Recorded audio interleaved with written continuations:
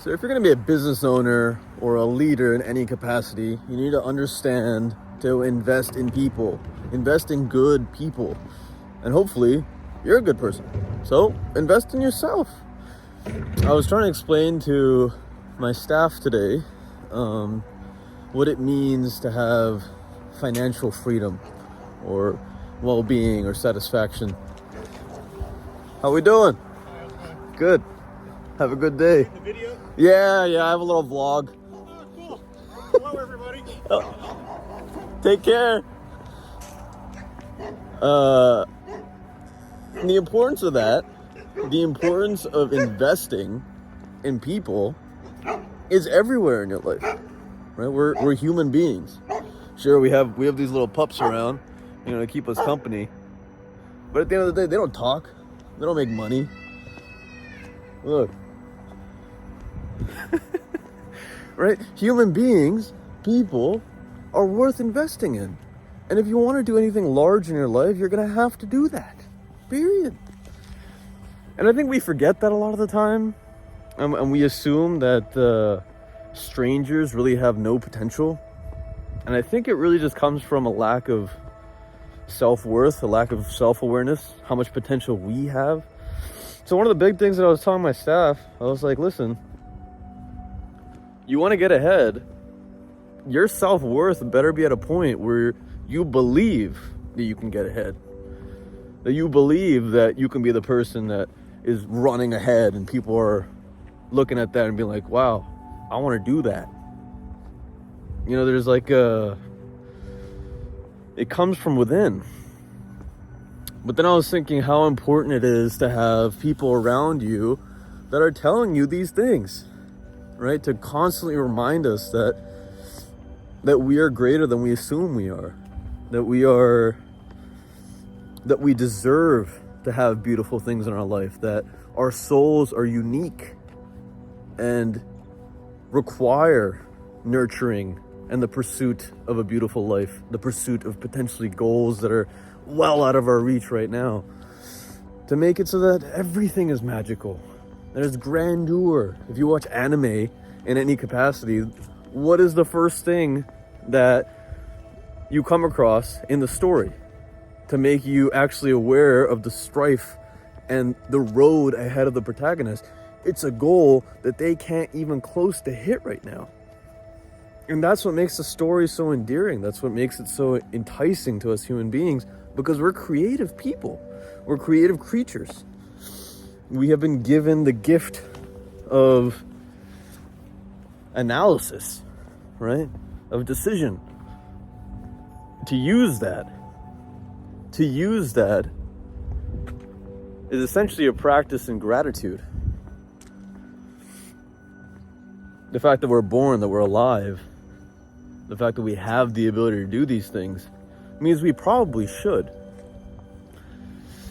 So I was talking to them and I said, and there, one of them was like talking about their house, their apartment, and they were talking about their roommates, and they were talking about people in their community, and how they kind of want to get out of, the conception of, I guess, their class, their socioeconomic position. And I was like, this is really quite interesting stuff, because they don't really know about my YouTube channel. They don't know about my purpose in life. I intend to keep it that way for a while, but hopefully show them that I actually care, that I honestly, really actively am going to invest in them. Because I saw a video recently. Layla and Alex Hermosi had a vlog, particularly I think Layla on her channel, she put this vlog up, which was a meeting of their staff that's usually kind of disconnected all over the United States, or I'm not sure, all over the world, whatever it is. But they had a meeting to instill a culture, to remind their team and themselves that they're dealing with human beings.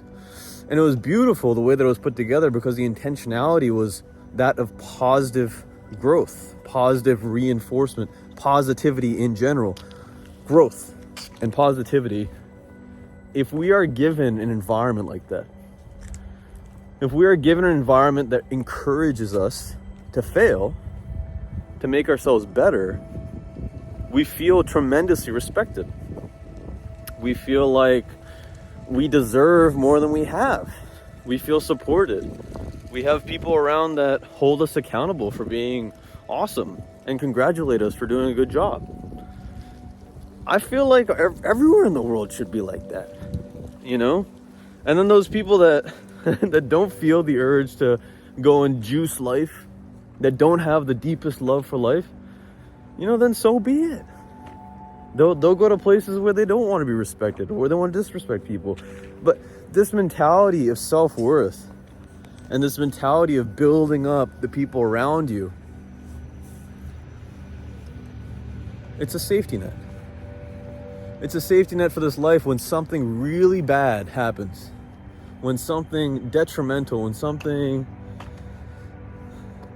insignificant, let's say, when anything happens in life that makes you think twice about you being alive, at least we'll have the ability to look back and say to ourselves, damn, we spent a lot of time and energy giving a shit about people.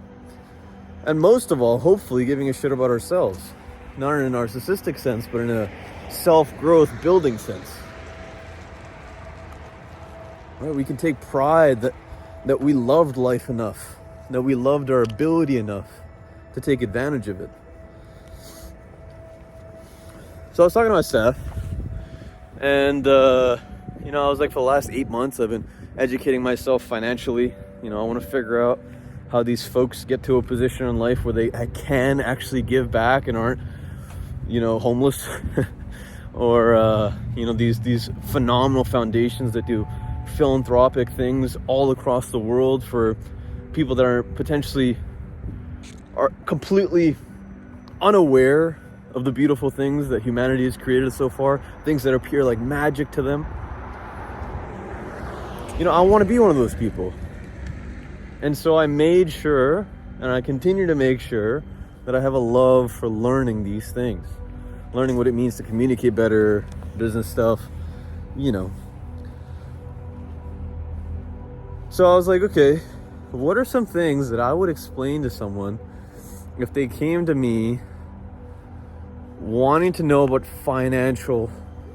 to improve their financial education? So the first thing was self-worth. Gotta have that down. And that should always be increasing. I think your sight should be out of your reach. It should be out of your reach, but it should never surpass your true value. If that makes sense. Kind of putting two quotes together. But the second thing is, it's a time game.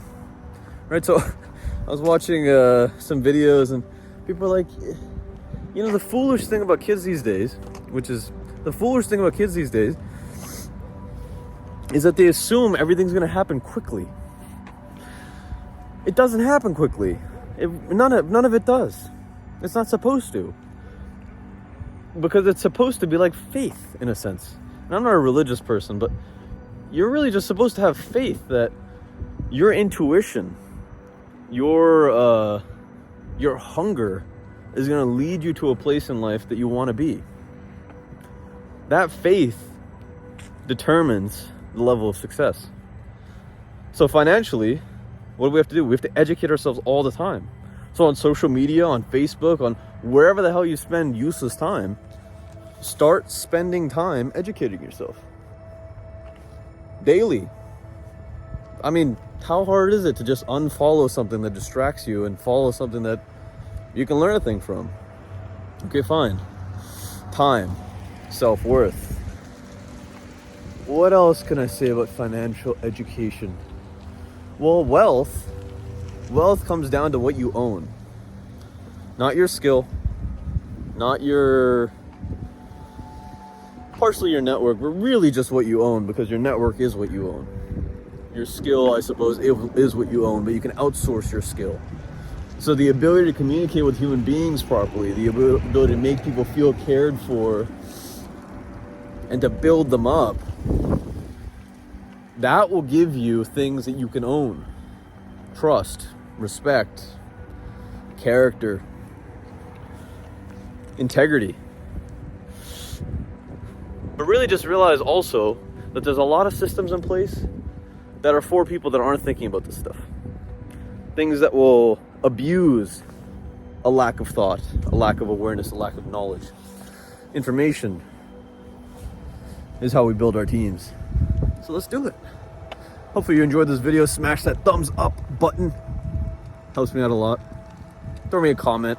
Let me know where you want to go in life and what you've done to build up your team. I'd be curious. And if you have some time, check out this video where I talk about that purpose thing once again. Actualize your potential, my friend. This world needs you. Take care.